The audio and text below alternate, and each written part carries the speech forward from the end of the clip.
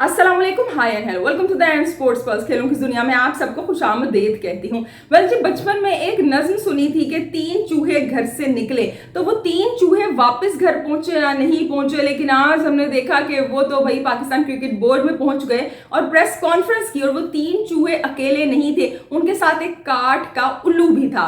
3 चूहे इसलिए कि अगर आप पाकिस्तान क्रिकेट बोर्ड की, हमारे सिलेक्टर्स की अप्रोच की बात करें तो वो बिल्कुल भी क्लियर नहीं है। वो ही कॉवर्ड और टिमिड अप्रोच है कि जिसके साथ आप आगे बढ़ रहे हैं। दुनिया में हम देखें तो तमाम बड़ी टीम्स, ना सिर्फ बड़ी टीम्स बल्कि अफगानिस्तान ने भी 2 दिन पहले अपनी T20 वर्ल्ड कप स्क्वाड का अनाउंस कर दिया। सबसे पहले न्यूजीलैंड ने किया, साउथ अफ्रीका ने किया, इंग्लैंड ने किया, फिर उसके बाद हम देख रहे हैं ऑस्ट्रेलिया ने किया। यानी सब अपनी T20 स्क्वाड अनाउंस कर रहे हैं। नेपाल तक ने अपनी T20 स्क्वाड अनाउंस कर दी है, नहीं की तो जनाब पाकिस्तान ने नहीं की है, क्योंकि क्लियर ही नहीं है, अप्रोच क्लियर नहीं है, डरपोक है, टिमिड अप्रोच है कि आगे आए और बताएं ये हमारे फैसले हैं, क्योंकि पता है कि फैसले सही नहीं है और जो फैसले हैं उन पर खुद भी कॉन्फिडेंस नहीं है इन लोगों का। सो जो 3 चीफ सिलेक्टर थे कि जिसमें से एक असद शफीक आज नहीं मौजूद थे, इन्होंने प्रेस कॉन्फ्रेंस की आज, और वो जो स्क्वाड अनाउंस की है वो T20 वर्ल्ड कप के लिए नहीं है, वो आयरलैंड और इंग्लैंड का जो टूर है उसके लिए स्क्वाड अनाउंस की गई है। और फिर उसके बाद देखा जाएगा, सोचा जाएगा, समझा जाएगा। T20 वर्ल्ड कप आपके सर पे खड़ा हुआ है और अभी आपने देखना है, सोचना है, समझना है कि क्या कॉम्बिनेशन आपने बनाने हैं, क्या आपने खिलाड़ी सिलेक्ट करने हैं। असल में देखें, सब कुछ क्लियर है, आम इंसान को पता चल रहा है कि किन खिलाड़ियों ने जाना है, किन ने नहीं जाना है। आप देखें, बाबर रिजवान, फ़खर हैं या इमाद हैं, आमिर हैं, शादाब हैं, ये नाम तो जाएंगे जाएंगे। नसीम हो गए, शाहिन शाह अफरीदी हो गए। एक इफ्तिखार परफॉर्म नहीं कर रहे तो सलमान अली आगा को इंडक्ट किया गया है। हारिस रऊफ अनफिट है तो उनकी जगह Hasan Ali out of the nowhere, पता नहीं वो कहां से आ गए, उनको शामिल कर दिया गया है। और जो एक काठ के उल्लू थे वो बिलाल अफजल साहब थे, क्योंकि जब आप एक पर्ची होते हैं ना, पर्ची होते हैं, आप एक रेफरेंस होते हैं, तो आप बिल्कुल खोखले होते हैं। और उतने ही खोखले आज वो प्रेस कॉन्फ्रेंस में बैठे हुए थे, बिल्कुल अलग, उनकी कोई कम्युनिकेशन नहीं थी। पता चल रहा था कि आपस में कोई ऐसा कम्युनिकेशन का लेवल नहीं है, किसी ने उनसे कोई क्वेश्चन ही नहीं किया, क्योंकि वो इस काबिल है ही नहीं।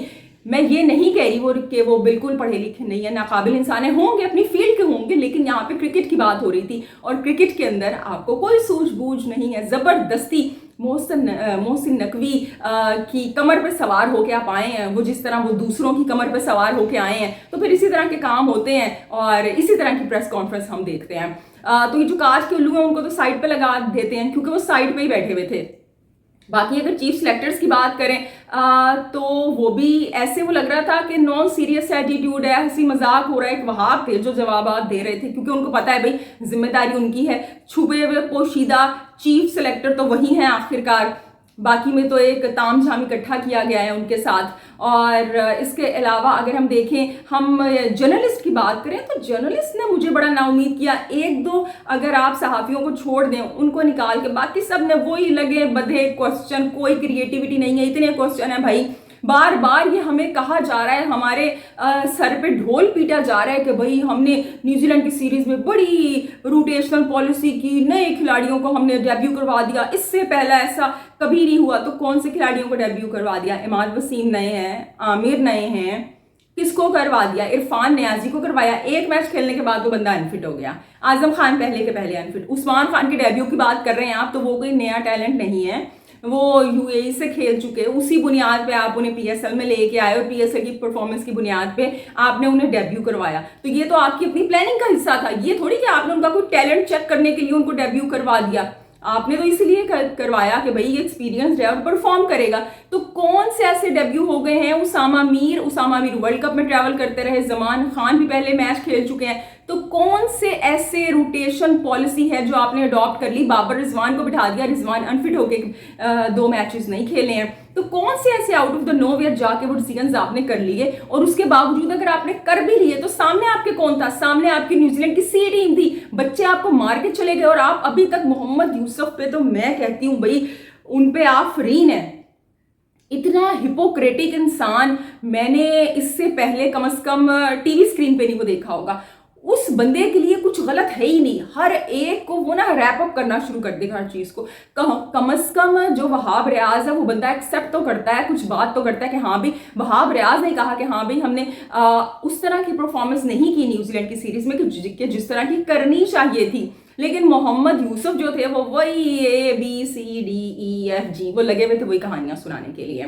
और अब्दुल रज़ाक वो तो एक मेरे ख्याल से वो ना ऑलराउंडर से एक जोकर बनते जा रहे हैं। वो जिस तरह के हंसी मजाक हो रहे होते हैं, नॉन सीरियस एटीट्यूड है आपका, बस अपना उनको पता है टाइम गुजारें, पैसे बनाएं, फिर घरों को जाएं। हर एक यही सोचता है पीसीबी के अंदर लॉन्ग टर्म पॉलिसी का कौन सोचता है। अब अगर आप इस टीम को देख लें भाई, बाबर तो कैप्टन है सो हैं, इसके साथ मोहम्मद रिजवान है, वही सारे हैं। अब जो नहीं है उनको देखें, उसामा मीर नहीं है यहाँ पे, जमान खान नहीं है, जबकि उसामा मीर अच्छी बॉलिंग कर रहे थे, जमान खान को साइड पे लगा दिया गया। यानी जो आपके प्लान्स हैं उनको ही आप नहीं लेके चलते हैं। वर्ल्ड कप में रिजर्व में आपने जमान खान को रखा हुआ था, अब जमान खान नहीं है। उसामा मीर वर्ल्ड कप में आपके साथ ट्रैवल किए, अब जब वो अच्छी बॉलिंग कर रहे थे तो उसामा मीर नहीं है।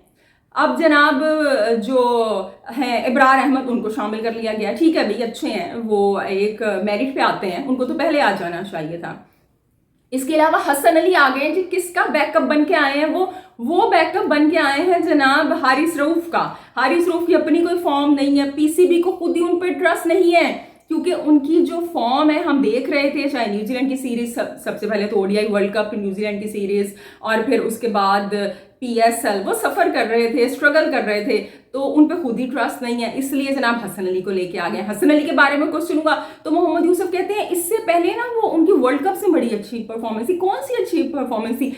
वो वाली परफॉर्मेंस थी कि वो जिसमें उन्होंने ऑस्ट्रेलिया के खिलाफ सेमीफाइनल में कैच ड्रॉप कर दिया था, और शाहिदा अफरीदी ने कहा था कि उन्होंने कैच ड्रॉप नहीं किया, ये उन्होंने वर्ल्ड कप ड्रॉप कर दिया है। इससे पहले भी वो आईसीसी टूर्नामेंट्स में, चाहे आप चैंपियंस ट्रॉफी में देख लें, जब 2017 में पाकिस्तान जीता भी था, या वर्ल्ड कप में देख लें, वो बंदा इसी तरह से अपनी हरकतों की वजह से मरवाता रहा है। अच्छे बॉलर है लेकिन आपके प्लान्स का हिस्सा तो नहीं थे।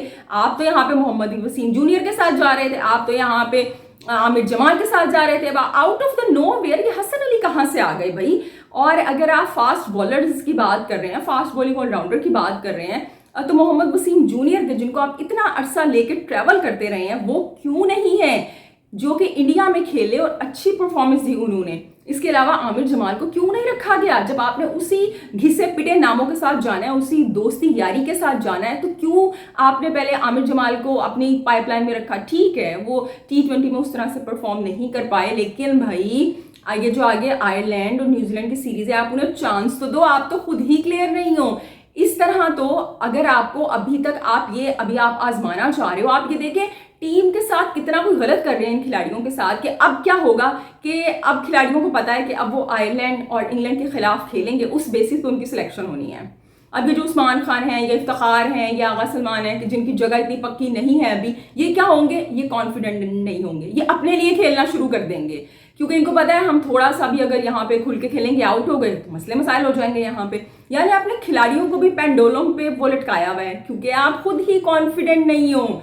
अब आप इंडिया को देखें, इंडिया तो चाहता तो वो कहते हैं कि भाई अभी तो IPL का सीजन पड़ा हुआ है और आधा सीजन है, हम मजीद देखते हैं कौन खिलाड़ी क्या कर रहा है, लेकिन नहीं भाई, उन्होंने फैसला किया, क्योंकि ये सही वक्त था फैसला करने का। उनको पता था अब अगर हम सही वक्त पे फैसला करेंगे तो ये खिलाड़ी मजीद कॉन्फिडेंट वे में आगे IPL में परफॉर्म करेंगे, मजीद कॉन्फिडेंट वे में परफॉर्म करेंगे, बल्कि इसको ये लेंगे कि हमने मजीद प्रैक्टिस करनी है IPL के अंदर।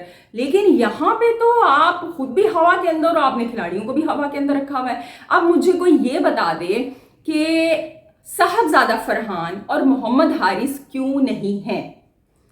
साहबजादा फरहान सबसे पहले आपने उनको न्यूजीलैंड में रखा, उनके नंबर पे नहीं खिलाया, छठे 7वें नंबर पे खिलाया, 5वें नंबर पे, जिस नंबर मर्जी पे खिलाया उस बंदे ने आपको परफॉर्म करके दिया।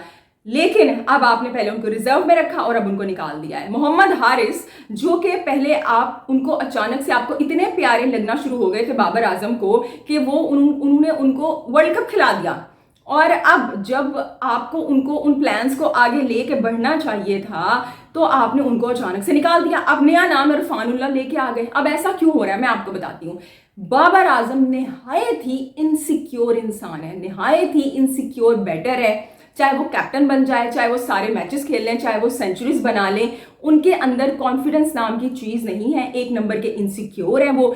तमाम ओपनर्स जो हैं उनके करियर वो तबाह बर्बाद कर रहे हैं। साहबजादा फरहान एक टेक्निकल बड़े अच्छे साउंड ओपनर है, उनको डर था साइम अयूब की जगह कहीं ये भी जगह ना पक्की कर ले, उनका पत्ता कटा दिया। मोहम्मद हारिस एक और ओपनर बैटर है, उनका पत्ता कटा दिया कि भाई अब भी कहीं एक्सपीरियंस हासिल करके हमारे सरों पे ना बैठना शुरू हो जाए, तो उनको भी साइड पे लगा दिया।